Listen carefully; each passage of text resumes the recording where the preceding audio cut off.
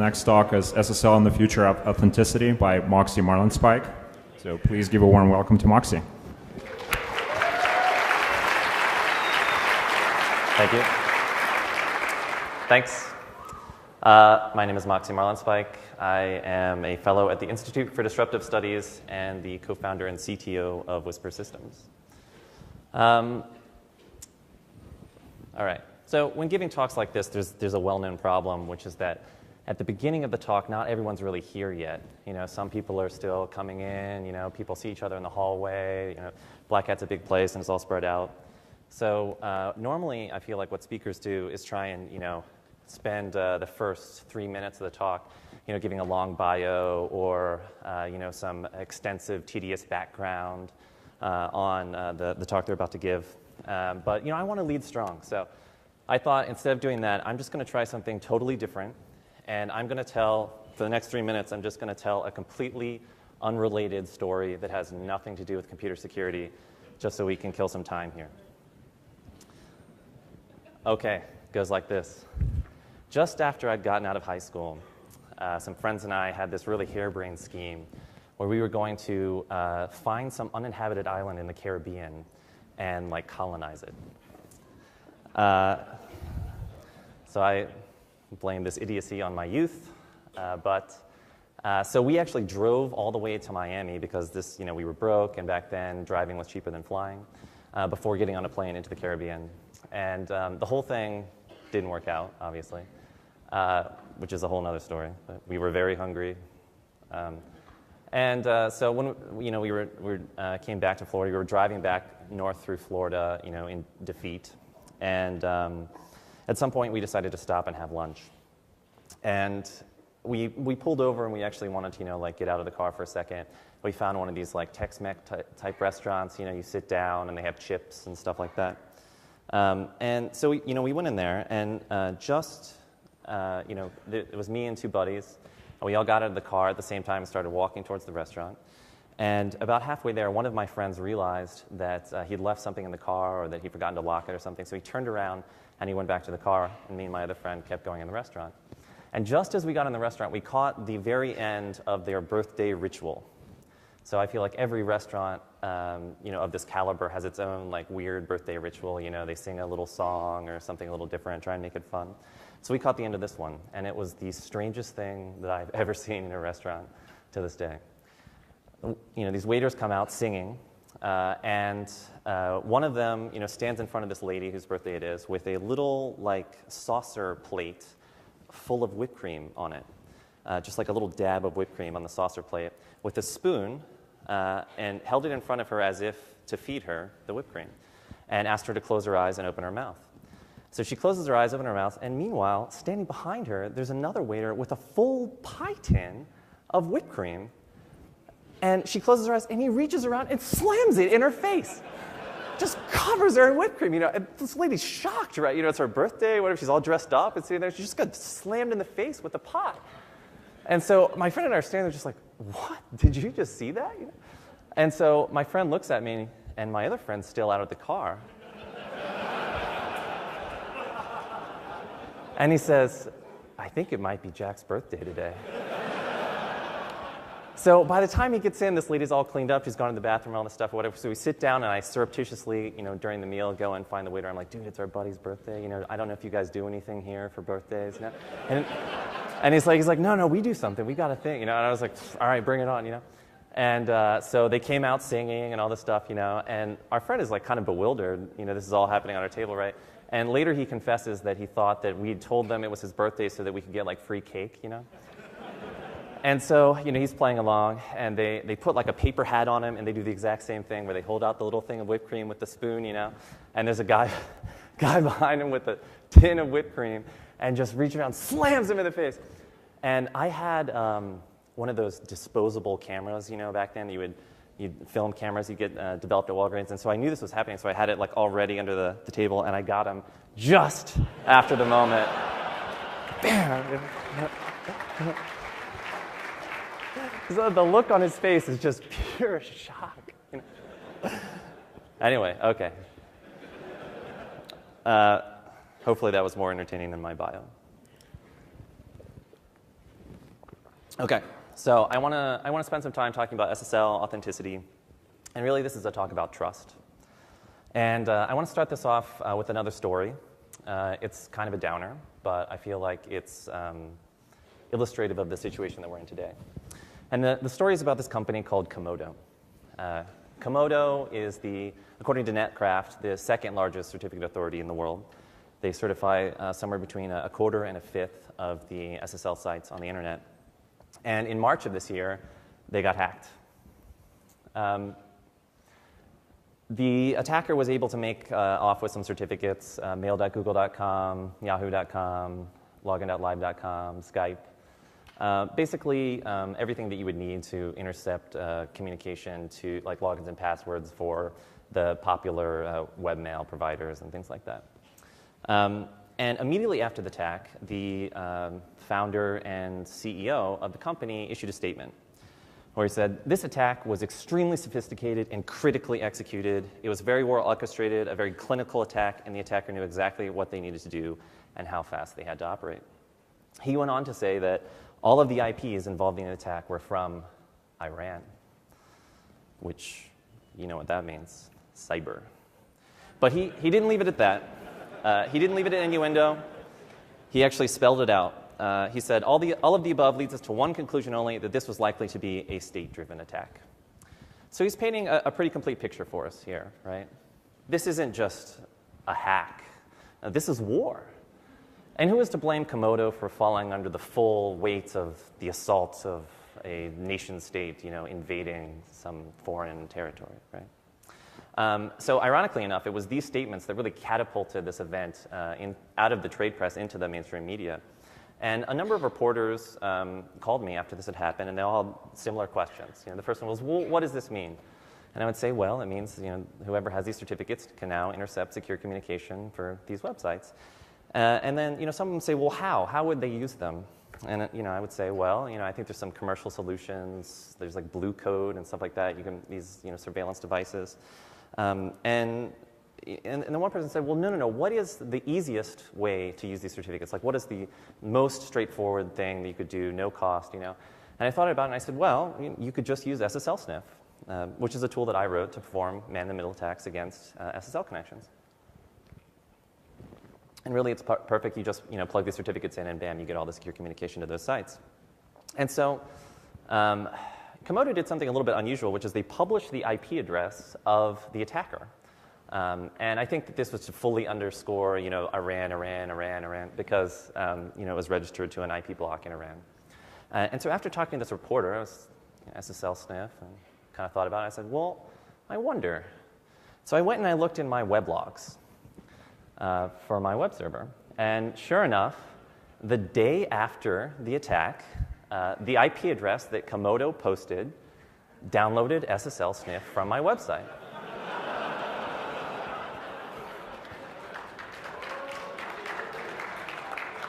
And so, a couple of interesting features here. One, they run Windows. Two, their browser is localized to US English. But the most interesting thing of all was the referrer.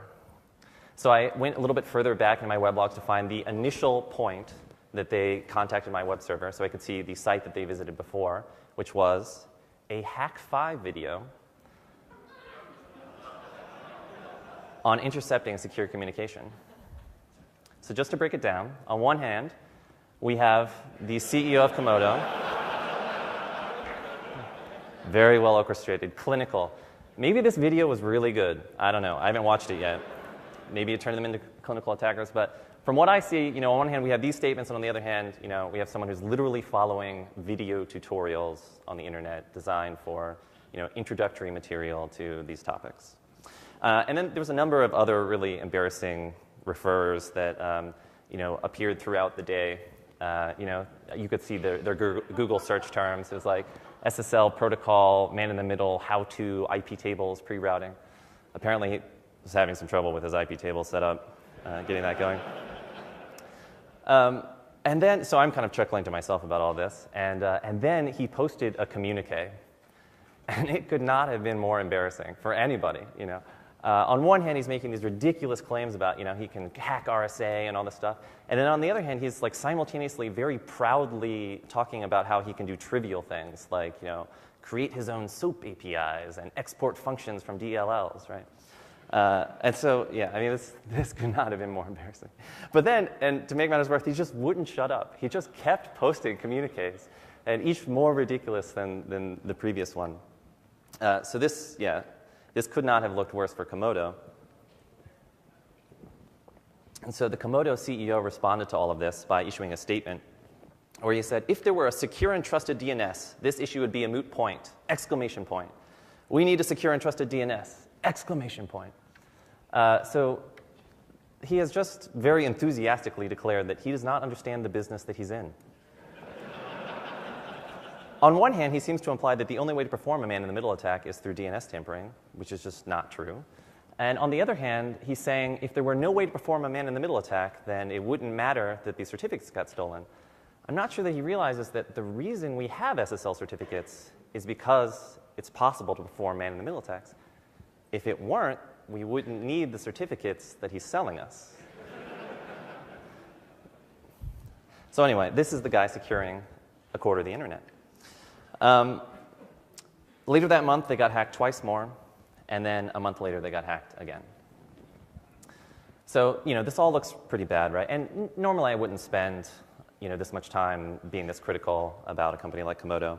But I think that it's a good story because it illustrates an important point, which is that, after all of this, it couldn't have been worse, couldn't have been more embarrassing, couldn't have been more severe. And what happened to Komodo? Nothing. Their business didn't suffer. They didn't lose customers. They didn't get sued. Nothing happened to them. In fact, the only thing that happened to Komodo this year was that the CEO was named Entrepreneur of the Year at RSA.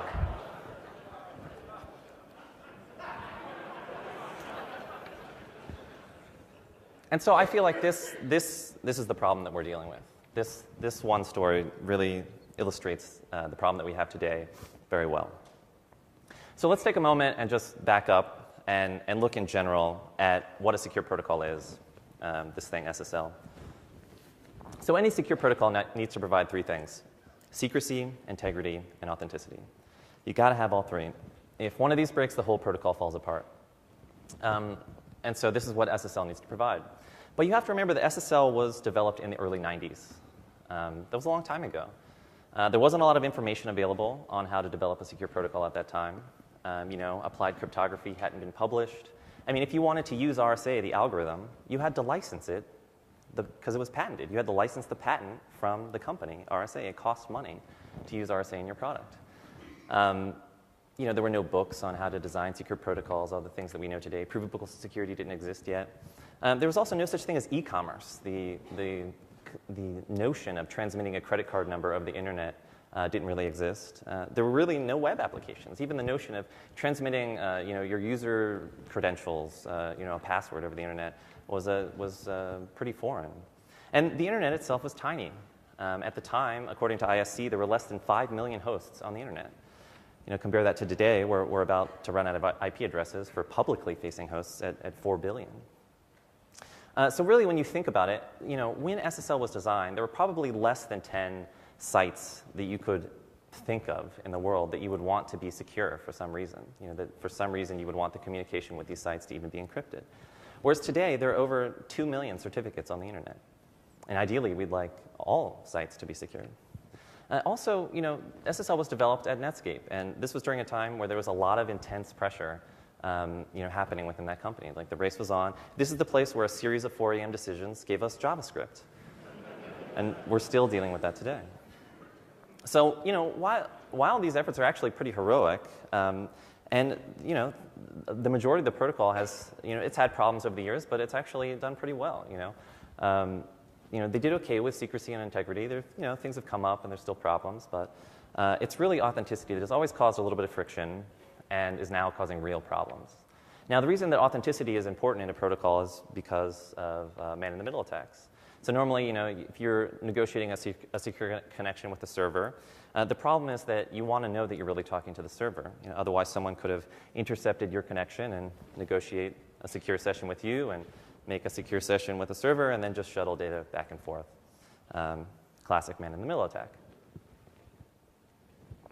But the thing to remember is that at the time that SSL was developed, this type of attack was entirely theoretical. The network tools didn't exist yet. This wasn't the kind of thing that was actually happening and with any consistency or that had ever happened. This is the kind of thing where it was like, oh, well, there's this one thing called the man-in-the-middle attack. And so the solution that they came up with was called certificates and certificate authorities. Each site issues a certificate when you connect to it, and you know that it's valid because it's signed by a certificate authority. So, in preparing for this talk, I had this thesis this hypothesis that that this was a different world at the time and everything, and that we've outgrown the circumstances in which SSL was originally imagined. And so I thought, well, I wonder if that's true. And I thought, well, I should ask the people that designed it. And so, I did a little bit of research, and I talked to some people at Mozilla now who helped me out. And eventually, I figured out that SSL was designed by this guy, Kip Hickman. And so I went looking for him. And the last thing that he posted to the internet was in 1995. But I managed to track him down. And I basically cold called him. And, we talked on the phone for a while. He's a great guy. And, he was like, SSL, yeah, I haven't thought about that in a long time. And it was amazing, man. I was talking to him, and so I was like, okay, certificate authorities, what's the deal, And he was like, oh, that whole authenticity thing, yeah. He's like, I tell you, we just threw that in at the end. And he's like, yeah, I mean, SSL, we were really designing it to prevent passive attacks. That whole man-in-the-middle thing, someone told us about that, and, we just kind of threw that thing in the end. He's like, really, that whole certificate authority thing, it was a bit of a hand wave. Which was amazing. Really, you can see how the idea makes sense, right? Back in '94, when this graph of domains on the internet is approaching 0, and there are only a few sites that you can think of that you want to be secure. It makes sense that, hey, we have a few secure sites. We have one organization. It looks at them really carefully, makes sure that this is the right certificate, and signs it. But over time, now we're looking at almost 1 billion domain names, and ideally we'd want all of them to be secure. And it seems, not entirely realistic that an organization or even a set of organizations are going to be able to look at all of these sites as carefully as they need to in order to certify them. Ivan Ristic has put together this nice threat model, and history kind of bears this out, right? Like up here in this corner, you see some of the problems that have happened with integrity and secrecy and SSL, but it hasn't really caused very severe problems yet.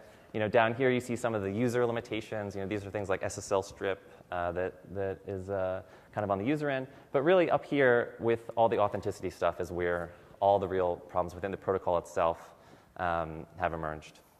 And so I think that the real story here with this whole Komodo thing wasn't that this was cyber war. I think the real story is that this is happening every day. One of these domains that the attacker got, login.live.com, I think we should remember that Mike Zussman got that same certificate, and he just asked for it. He didn't export functions from DLLs or create his own SOAP APIs or hack RSA or whatever this guy said he did. He just signed up for it. Eddie Nigg got Mozilla.com with no validation at all. VeriSign issued a code signing certificate to Microsoft Corporation to attackers that are still unknown. They were never identified. And this thing happens all the time. Recently, I was trying to buy an SSL certificate, and so I thought, well, straight to the bottom of the barrel. And I went to SSLinabox.com, and it's the kind of thing where you have to create an account and before you can get a certificate. And when I went to hit the create button, it just logged me into someone else's account. And I was like, dude, I'm not trying to hack anybody. I just want the certificate, And so, I logged out, and then I went and refilled the create thing and hit it, and it logged me into someone else's account. Every time I did it, I got a different account. It's like, and the thing is, I didn't even bother emailing them because I don't think they even care. This is the kind of thing that happens all the time. These people, this is a certificate authority that posted the private key for their certificate in the public directory of their web server. And the kind of, it's like maybe you could understand. Well, maybe you could understand how someone would make this mistake, right? But they haven't corrected it. It's still in there. Since 2009. Starcom was recently hacked. And really, you don't even have to hack anybody. If you want a CA certificate, you can just buy one. Call up GeoTrust, and they'll sell you a GeoRoute, an intermediate CA that you can use to intercept any communication on the internet, as long as you promise not to do that. I really like the iconography, too. It's like, it really is like the key to the world. And so, okay, about these Komodo attacks, what if they were state-sponsored, right? I mean, I think the important thing to remember here is that even if Iran were behind this, which I think at this point they pretty clearly were not, the only reason they would have to do this is because they don't have a certificate authority of their own.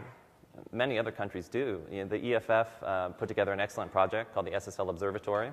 They scanned the internet, and they put together a list of all the countries in the world that are capable of signing certificates and thus intercepting all secure communication. This is the map of the countries in the world. I don't know if you can tell, but in the middle of the Atlantic Ocean, there's a little speck there, and that's Bermuda. Bermuda can sign certificates. What? Oh, it's my bad. So the good news is that I feel like the vibe has been shifting. The vibe that people have about these things has been shifting from total ripoff, which I think is the old vibe, to total ripoff and mostly worthless. At this point, people seem to agree that this is not working out. So there's been a lot of talk about replacing certificate authorities and replacing the authenticity piece of SSL, but I think it's important that we accurately define the problem before we implement something else, just so that we don't make the same mistakes. So the EFF SSL Observatory project put together this map of all the organizations in the world which are capable of signing certificates. And it's a lot of organizations. In fact, it's 650 different organizations are currently capable of signing certificates. And so when thinking, what's the problem here? One, I think, simplistic reaction is just to say, well, there's too many of them. There's too many certificate authorities. What we need are fewer certificate authorities. But remember when there was only one? And they could do and charge as much as they wanted? That didn't really feel like it was that much better to me. And if part of the problem here is that we've gone from 20 secure sites to 2 million secure sites and ideally 1 billion, it also seems a little unrealistic that one or fewer organizations are going to be able to keep up with this problem more accurately. It seems like, if anything, you would want more to deal with the increased load. Another reaction is just, there's been a few bad apples, right? That most of these certificate authorities are doing okay, and there's just a few people that are spoiling the whole deal for everybody else. But then again, I think if you look closely, there's not really anybody in this game that doesn't have dirt on their hands. I mean, even VeriSign, when they were the only game in town, at the same time that they had a business as a certificate authority, they also had another section of their business which was running so-called lawful intercept services for governments. The same people that we'd entrusted to secure our communication were making money by intercepting secure communication. So, I think if you look closely, there's not really anybody here that is doing a great job. Another reaction that people have is that it's a scoping issue. That the problem is that everybody's in the same scope. So 2 certificate authorities right now are the Department of Homeland Security and the state of China. There's been some talk about, well, if they just existed in different scopes and the DHS could only sign certificates for sites in the United States and China could only sign certificates for sites in China, then, problem solved. While that might be an improvement, I feel like it's also kind of a low bar. That I think there are plenty of people in China who probably don't trust the state of China to certify sites within China, just as I feel like there are probably people in the United States that don't trust the Department of Homeland Security to certify sites in the United States. So to really, succinctly define this problem, I think it's useful to look back at this question. What happened to Komodo? After all this, couldn't have been worse, Well, nothing happened to them, but why? Why is it that nothing happened? What could we have done? I mean, right now, if I decide that I don't trust Komodo, and I don't, what can I do? Well, the best thing that I can do is remove Komodo from my trust database, remove them from my list of trusted certificate authorities in my web browser. The problem is that if I do that, somewhere between 1/4 and 1/5 of the internet disappears. That it just breaks, that all of these sites that were signed by Komodo no longer exist. I can't connect to them securely. And sure, I could take an ideological stance to never visit any of these sites again, because they're part of the Komodo cartel or whatever. But really there's no appropriate response. And I think the important thing to remember is that this is as true for browser vendors as it is for you or me. Browser vendors are in the same situation. They, if they decide to remove Komodo from their trust database, they're just breaking somewhere between a quarter and a fifth of the internet for all of their users. The truth is that somewhere along the line, we made a decision to trust Komodo. And now we are locked into trusting them forever. And I think this is the essence of the problem. That I think we can boil down all of the problems that we've been having with authenticity and certificate authorities to a single missing property. And I call that property trust agility. Trust agility has two main components. The first is that a trust decision can be easily revised at any time. That if I make a decision to trust someone like Komodo, at any moment, I can untrust them. And now, there are a lot of people that say, oh, Moxie, you don't trust anybody, blah, blah, blah. And that's not true. Today, there's any number of organizations that I could identify for me that I would trust. But what seems insane is to think that I could identify an organization or a set of organizations that I would sign up to trust not just now, but forever, regardless of whether they continue to warrant my trust or not, without any incentive to continue behaving trustworthily. The second important point is that individual users can decide where to anchor their trust. This is the same thing as saying individual web browsers or individual clients can decide where to anchor their trust.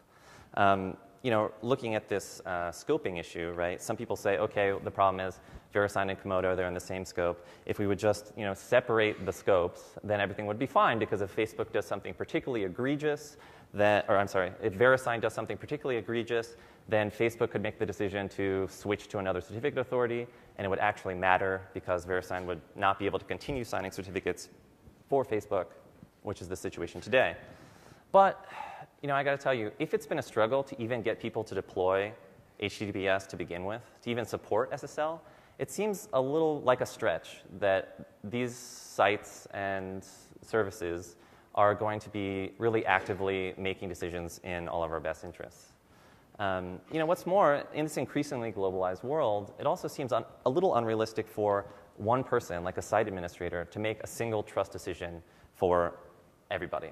Because people, have different sense of threat, different context. They trust different people. They're up against different things. And really, it's our data. It's us that's taking the risk by transmitting this over the internet. It should be us that make the decision about who we trust. Now, this second point, that individuals can decide where to anchor their trust, is really a simple but powerful inversion from the existing model. Right now, there's three main entities involved in any kind of transaction here. There's the site you're connecting to, the user, and the authority. And in the existing model, the way that this trust relationship starts is with the site. The site contacts an authority and says, please certify me. They initiate this transaction. And the authority responds, and eventually the certificate makes it to you through the site itself. And what I'm proposing is just a simple inversion, which is that instead of instead of the site initiating this trust relationship, it's the user that initiates the trust relationship, contacts an authority and says, hey, please certify this site for me. The reason that this is so powerful is because now it means the user can decide which authority they want to interact with. Which means that the scoping issue isn't so much of an issue, that it doesn't matter if the Department of Homeland Security can continue to sign certificates for Chinese sites because Chinese users will just ignore it and talk to China. Or maybe they decide they don't trust China either and they talk to some NGO or something instead. Now, I think that these two properties are the essence of what's missing from our existing system, and that if we can implement these going forward, we'll have something that's much more powerful and that will never leave us in the same situation again. Now, I want to take a few minutes to talk about DNSSEC, because there's been a lot of talk about leveraging DNSSEC to replace the authenticity piece of SSL. And the basic gist is that what we're going to do is we're going to take our SSL certificates and we're just going to shove them in our DNS records. It's more complicated than that, but that's That's the basic thing. So then the way it'll work is if I'm a web browser and I go to do a DNS lookup for the server that I want to connect to, not only do I get back an IP address, but I also get back the SSL certificate of the server that I'm eventually going to connect to. That way, when I actually make the connection to the server and get a certificate, I just compare it with what I saw in my DNS record, and if they're the same, then everything's good. And I know that this thing that came back in the that came back in the DNS record hasn't been tampered with because it's signed using DNSSEC, and we can trust DNSSEC. Now, I feel like there's, when people hear about this, there's a really almost immediately visceral appeal to leveraging DNS in this way. It just seems so nice, right? Like, you take your certificate, put it in your DNS record, bam, And I feel like one of the reasons that it's so appealing is because people tend to mentally associate the word distributed with DNS in their mind. And that sounds like exactly what we need, After suffering under the centralized yoke of certificate authorities for all of these years, we could just wipe them off the page and replace them with a distributed system instead. The problem is that when you start to look at it carefully, it's the information that's distributed in DNS. The information in the DNS records is distributed across the zones of the internet. But the trust is still highly centralized. And in fact, this is exactly the way it works in the DNS system, or in the CA system today. The information, the certificates, are distributed across the internet on the web servers of the various sites that you get a certificate from, and the trust is highly centralized in the CA system and the certificate authorities. So then you start to think, okay, well, if it's not a distributed system, maybe there's something about the trust relationships that are more appealing. Maybe there's some trust agility in there somewhere. Maybe the organizations that we have to trust are more reputable organizations. So if we look at it, there are three main classes of entities that we have to trust in DNSSEC. The first is the registrars. Now, if you think that CAs are sketchy, I think the registrars take it up a notch. These are organizations that were never designed with security in mind, that are just a little bit shady. I mean, honestly, I think that it should be laughable that the current first step in deploying DNSSEC is to create an account with GoDaddy. The second class of organizations that we have to trust are the top-level domains. So these are the companies and organizations that are managing the top-level domain zones. In the case of .com, the largest top-level domain, that organization is VeriSign. Same player, same game. If you look at the other TLDs, like .org and .net, the organizations that manage them are probably not organizations that you have ever heard of. Certainly, I wouldn't imagine that if you were asked, like, who do you really trust in this world? Who do you think is reputable? That I don't think these organizations would be at the top of your list. Take a minute to do some research into the organizations that maintain these top-level domains. Look at the people who are on the executive board. Look at the people that are in the operations or managing operations for these organizations. Are these the people that you want to trust with your secure communications? And then there's the country code TLDs. Do all of the people who use HIP domains like .io, .cc, and .ly trust the governments behind those domains to certify all of their secure communication? What about TLDs like .ir and .cn? Should citizens in these countries visiting sites within their countries have to trust their governments with their secure communication? We had this map of the EFF's SSL observatory data on what countries are currently capable of intercepting secure communication under the CA system. Under DNSSEC, it would look like this. And I think if the recent domain seizures are any indication of the future, the TLDs could continue to be trouble. And the final organization that we have to trust in here is the root, which in this case is ICANN, which I have no real complaints about. But I would say that while ICANN has made great steps and efforts to become like a global organization, as far as I know, I could be wrong, as far as I know, fundamentally they're a California 501c3 nonprofit, which as far as I know means that they are subject to US laws.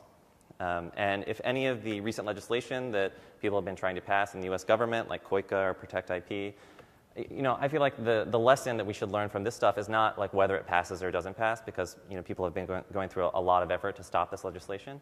But I think the thing that we should take away from it is that they're trying. They're trying to pass legislation that messes with this stuff, and one day they might succeed. And so the worst part about these organizations, or these classes of organizations, is that they actually provide reduced trust agility. That right now, as unrealistic as it might be, I could still choose to remove VeriSign from my list of trusted root certificate authorities. But there's nothing that I can do to change the fact that they are the company that manages the .com TLD. So if we sign up to trust these organizations, we're signing up not to trust them just now, but forever, regardless of whether they should continue to warrant our trust or not, without any incentive to continue warranting our trust. So let's take some time to talk about things that I'm a little bit more inspired by. The first is a project called Perspectives, which was something that came out of Carnegie Mellon University. It was developed by Dan Wenlent, David Anderson, and Adrian Perig. Perspectives was a paper that was published on using multipath probing for authenticity with SSH and SSL. And fundamentally, it's about the concept of network perspective. The basic idea is this. You want to connect to a website. So you make a connection to a website, and you get a certificate back. Now, here's the big question. Is the certificate valid or not? So what do? You contact an authority, and you say, hey, what certificate do you see for this website? And the authority makes a connection to the website, gets a certificate back, just like any client, and then forwards it back to you. And you just check and make sure the two certificates that you got, both from the website and from the authority, are the same. And what you're doing is you're using a different network perspective to see if you can get the same result. Now, we call these authorities notaries, and you don't have to talk to just one of them. You can talk to any number of notaries. And these notaries can be distributed around the world with different routes to the same destination. You're essentially building a constellation of trust. And this idea of using perspective is not new. This is actually how the internet works today. Right now, a site administrator says, I want to certify my website, paypal.com. And so what does he do? He contacts an authority, VeriSign. And what does VeriSign do? VeriSign sends an email to the site with a verification code in it. And if the site administrator can retrieve the email and present the verification code, then VeriSign will issue the certificate. So the network perspective is already how it works. All we're doing is talking about inverting the relationship so that it's user-initiated. So it's the user, not the site administrator, that is initiating this trust relationship with an authority. Now, perspectives came, when the paper came out, it also included an implementation. But the implementation was a little bit limited because it was initially designed for self-signed certificates. The idea was it was a Firefox add-on, and it was just supposed to eliminate self-signed certificate warnings in your browser. So it was kind of a proof of concept, and it came with a number of limitations. The first was completeness. Perspectives only worked for the initial connection that your web browser made to a server. It didn't work for any of the background content, the images, the CSS, the JavaScript, all that stuff. And so if you installed Perspectives, it wasn't possible to eliminate certificate authorities entirely in your web browser because you still needed them for all that background stuff, and it was just authenticating this first connection. The second problem is privacy. If every time you make a connection to a web server and get back a certificate and then contact a notary, you're essentially leaking your entire browsing history to some third party, some notary, which seems unfortunate. And then the last problem was responsiveness. There's this issue of notary lag. The way the Perspectives worked was you would connect to a site, get a certificate back, and then you connect to some other, to the notary or some set of notaries and say, hey, what certificate do you see for this site?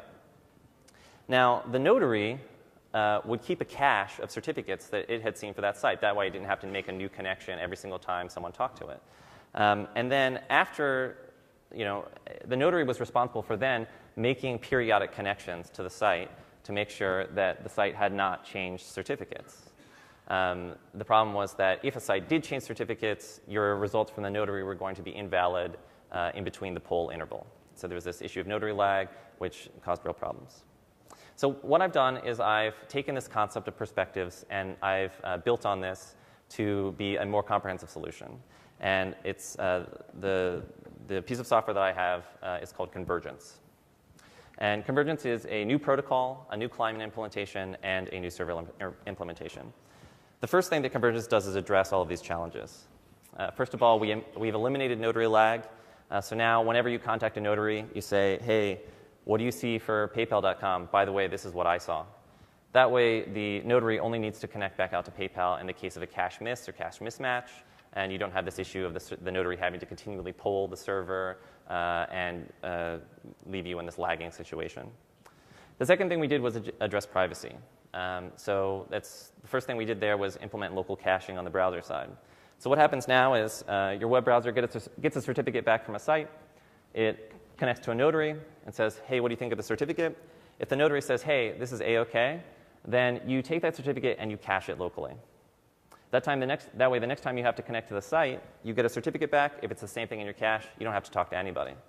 So now you're only talking to notaries on the first time you see a certificate or if a site changes their certificate. So that's the only time you're leaking your browsing history. But still, that seems a little bit unfortunate that you leak your browsing history in those situations as well.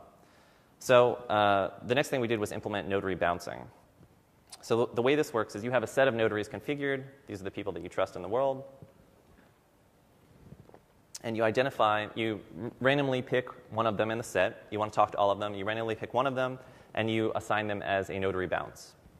Then you make a connection to the notary and do SSL all the way through the notary to the end entities. This way, the thing that's proxying your traffic can't see it because it's just a blind one-hop proxy, and it can't get through the SSL connection. And so the notaries that you're talking to know the site you're asking about, but they don't know who you are. The bounce notary knows who you are, but he doesn't know what sites you're asking about. So this way, in order to reveal your browsing history, two notaries would have to actually collude with each other, which I think is a much higher and acceptable bar. Convergence is a Firefox add-on on the client side, and it looks just like normal. The only difference is that in the top right-hand corner here, you get this little button, this convergence button. And if you click the button, you have removed yourself from the CA system. Your browser will now ignore all certificate authority certificates. As you browse through the web, everything looks the same. The only difference is that if you go up here, normally if you connect to a site and you mouse over the tooltip, you mouse over the favicon, the tooltip that comes up will show you the certificate authority that has verified the site. The only difference, everything looks the same, is that we've taken the certificate authority out of the picture entirely. And so now it's the convergence system that authenticates the sites you're connecting to. The notary implementation is designed to be extensible. So what we've done is change the protocol to be a nice RESTful API. So the idea is that you can do whatever you want on the notary backend. Right now, the notary works by default by doing this network perspective thing. But really, you could do whatever you wanted on the back end, and the server is designed to be modular such that you can plug in different authentication mechanisms. If you really like DNSSEC, you could have your notary do DNSSEC. If you really like CA signatures for some reason, you could set up a notary that validates CA signatures. You could even do other crazy stuff. You could write a notary that is a front end to, for instance, the EFF's SSL observatory, and the EFF has volunteered to write and run just this. And when you're configuring your notaries in the browser, you could have a set of notaries configured. Each one does a different thing. You talk to a set of notaries. One uses a network perspective. The other uses DNSSEC. The other uses CA signatures. The other is an SSL observatory front end. And on the client side, you can configure the trust threshold that you're interested in. So the default is majority. You can pump it up all the way to consensus if you want. And what this means is that whereas in the existing CA system, if one of these actors turns into a bad actor, you're pretty much out of luck. It's game over, right? But in the convergence system, it means that all of your notaries have to be bad. That the more you have, essentially, the harder it is for everyone to collude in order to intercept your communication. And it provides trust agility. If for some reason you don't like one of these backend systems, or the notary does something that's particularly egregious or no longer trustworthy, you can just remove them. And you're no worse for it. Nothing breaks. Everything's the same.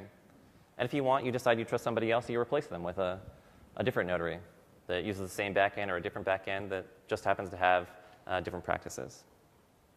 Other nice things about this system is that the servers do nothing. Like if you're running a website and you have SSL installed, you don't have to do anything. No changes. Which means that we don't have to migrate the entire internet to another authenticity system. Everything just works. And while this is a Firefox add-on, if the 4 major browsers were to implement this, bake it into the browser themselves, that would be it. That would be the end of the CA system, and we'd be done. Some other nice things, there's no more self-signed certificate warnings. That concept just doesn't really exist in the convergence system. That if you have a certificate on your web server, it's good enough for convergence. There's some problems.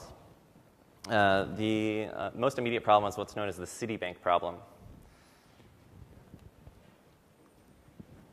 If you are using convergence and you visit Citibank, you will get a certificate warning.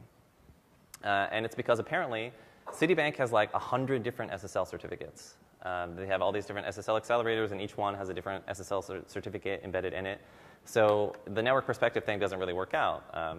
Your notaries contact Citibank, and they all see different certificates, and you contact Citibank, and you see a different certificate, and it looks identical to the man-in-the-middle case. The good news is that there really aren't many sites like this on the internet. I haven't actually found anything other than Citibank that does the same thing. I'm sure that they're out there. It might require some people to change their practices to do something a little bit more sane than have 100 different SSL certificates. But I don't think that that's a tremendous amount to ask. The other immediate problem is captive portals. If you're at a hotel or you're in an airport or something like that, sometimes you'll get on wireless and you'll hit this captive portal where they want you to type in your credit card number before they open up access to the internet. And the problem is that you can't talk to the notaries on the internet because you can't get to the internet because it's a captive portal. But the good news is that they let DNS out normally, and so we just need to build the convergence protocol onto the DNS transport layer, and we can talk to the notaries that way and solve that problem. Okay, so bear with me. I've always wanted to do this. I'm going to pull some Steve Jobs shit here and launch this on stage.